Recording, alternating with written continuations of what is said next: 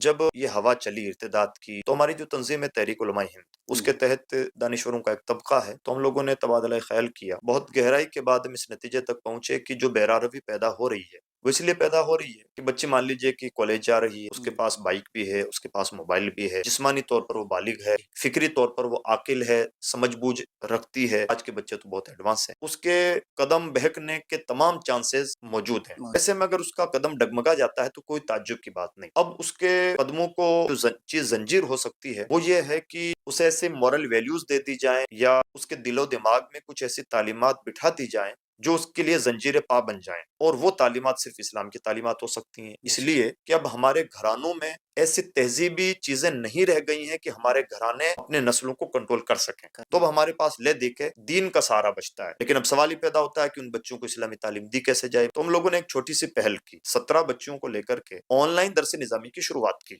दर्स-ए-निज़ामी की शुरुआत इसलिए कि ज़ाहिर-सी बात है उन बच्चियों को सिर्फ़ चंद सूरतें, चंद दुआएँ, अज़कारे नमाज़ वग़ैरह याद करवा के तो उनका जी, ईमान नहीं बचाया जा सकता। जी, बच्चियों के लिए ज़रूरी था कि उन्हें गहरी इस्लामी तालीम दी जाए। आपको ये सुनकर खुशी होगी कि इस वक़्त हमारे पास 3 सवा 300 से ज़ायद बच्चियाँ घर बैठे आलिमा बन रही हैं। और दोहरी खुशी की बात ये है कि ये वो बच्चियाँ हैं, आम तौर पर कॉलेज की बच्चियाँ हैं या स्कूल की बच्चियाँ हैं या जॉब करने वाली बच्चियाँ हैं, यानी वो बच्चियाँ जो किसी मदरसे में रह कर के तालीम हासिल नहीं कर सकती थीं, वो ऑनलाइन बन रही हैं।